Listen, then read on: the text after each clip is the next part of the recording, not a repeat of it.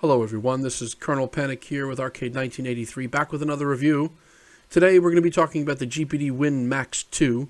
This is the third installment of the Win Max series from GPD, and a device that attempts to blend both a laptop and a handheld together.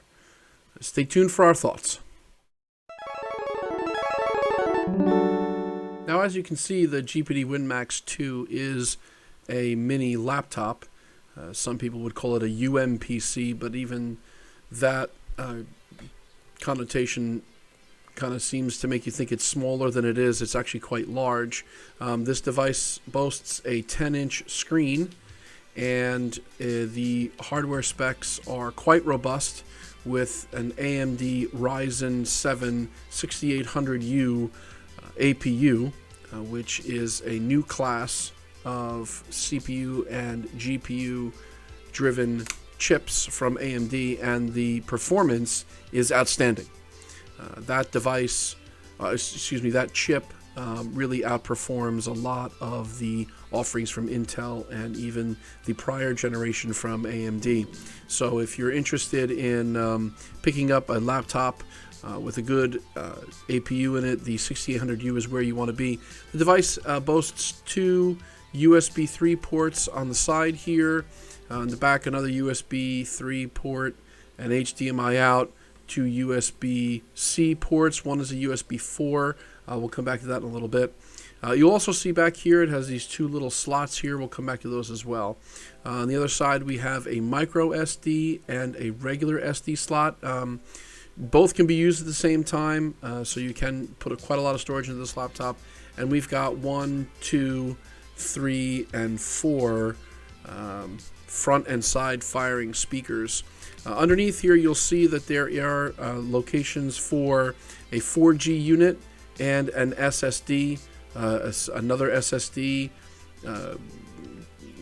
to allow for even more storage for this little laptop, which is great. We love to see those options available. But as you can see, just from me handling the laptop a little bit, the finish is a little interesting. It has a metal magnesium finish on the top with a plastic finish on the bottom. Fingerprints do kind of build up pretty quickly, and the top is very susceptible to kind of steaming up a little bit with some warm hands and some cool laptops. So just be aware of that when you're handling it. Now, when we open up the laptop, we can see right away what makes this particular UMPC very different from others. We have a built-in analog controller, a D-pad, face buttons, start, select menu, and also a trackpad up here in the top of the laptop. The keyboard is very much improved from previous generations. I can tell you that the keyboard is a lot easier to type on than previous WinMax generation devices, but it is still a small keyboard, so it may or may not be a little cramped for you. So just be aware of that when you're typing on the laptop here.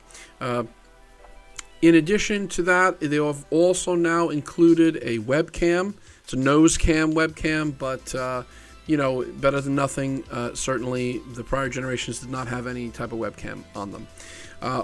One of the other big standout features here is this screen. It is a 10-inch screen, and it is a super high resolution screen. It's 2560 by whatever. It's a very high definition screen, and I'm not really interested in the spec of the high resolution. What I am interested in is that it is a landscape display, not a portrait display as the previous models were. And I can tell you, with running your older games like Battlefield 1942 or Return to Castle Wolfenstein or any of those old Warcraft 3 era, late 90s, early 2000s 3D games, this is a breeze. You just simply install them and they work.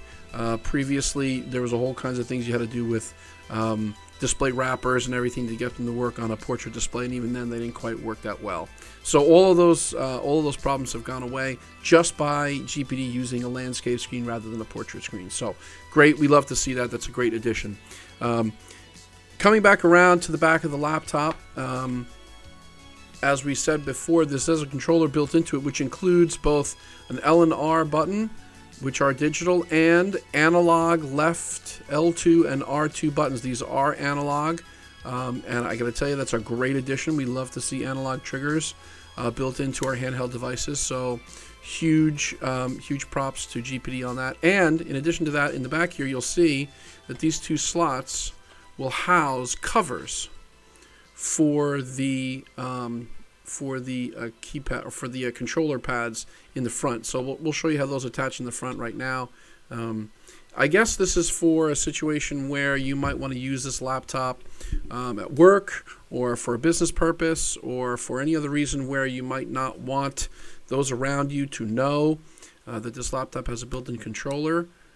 This day and age, I don't really know if that's necessary or not, but they are magnetic.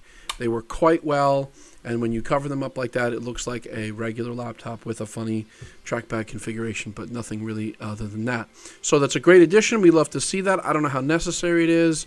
Quite frankly, I could have done without it, but there they are, and they work quite well, and they're quite magnetic, so they're definitely not going to fall off.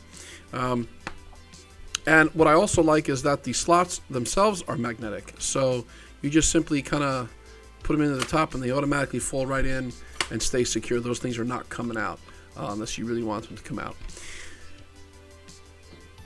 Great laptop, excellent design, build quality is fantastic, lots of performance, comes a base 16 gigabytes of RAM with a 7,000 a mini amp hour battery, which is fantastic, best in class.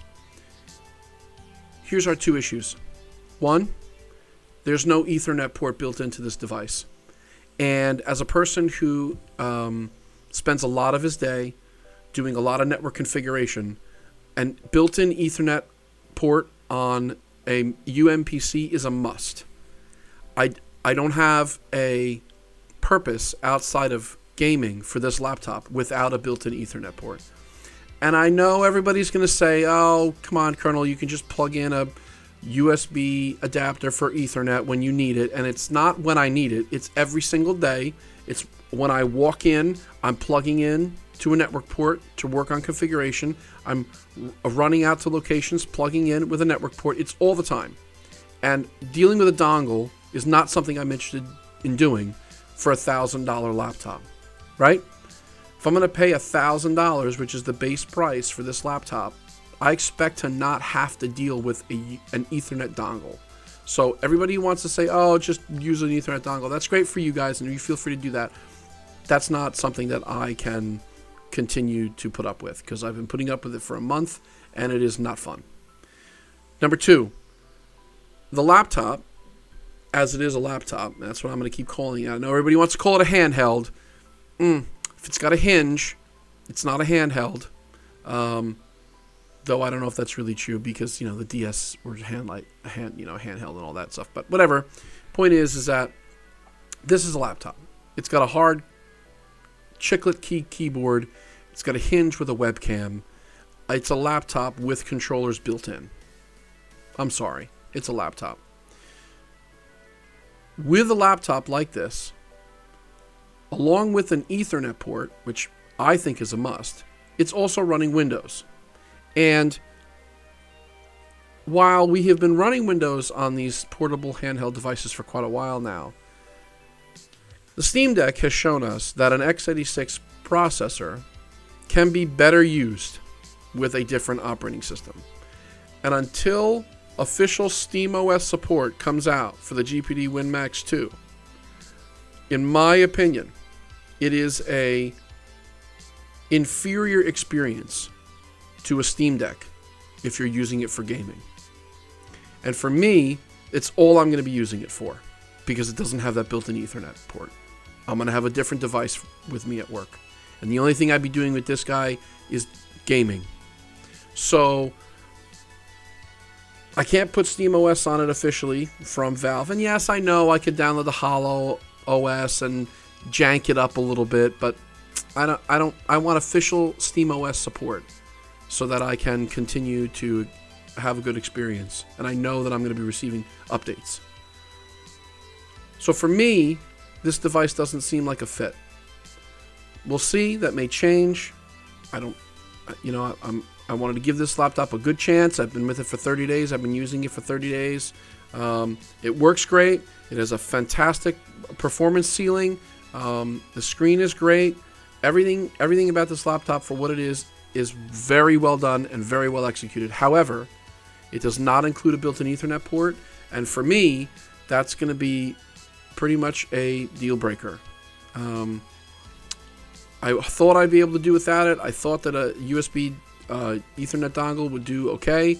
I just cannot. I cannot continue to use it at work without one. So we'll see how it goes with the SteamOS support. If that comes, we'll definitely give it another try and see if we can, if we like it and we want to keep it as a handheld gaming device. But Steam Deck at a $400 price point, super attractive for this kind of gaming. Hope you enjoyed the video. If you guys have any questions about the GPD WinMax 2, please feel free to put it down in the comments. We'll try to get on it real quick to answer your questions.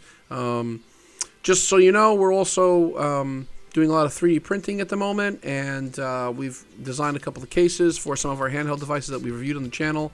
I'll put a link in the description below for that eBay store if you guys are interested in purchasing those cases. I'm not really looking to make a bunch of money. I'm just trying to recoup the costs for the printer and for the filament. So I hope you enjoyed the video, and we will see you on the next one.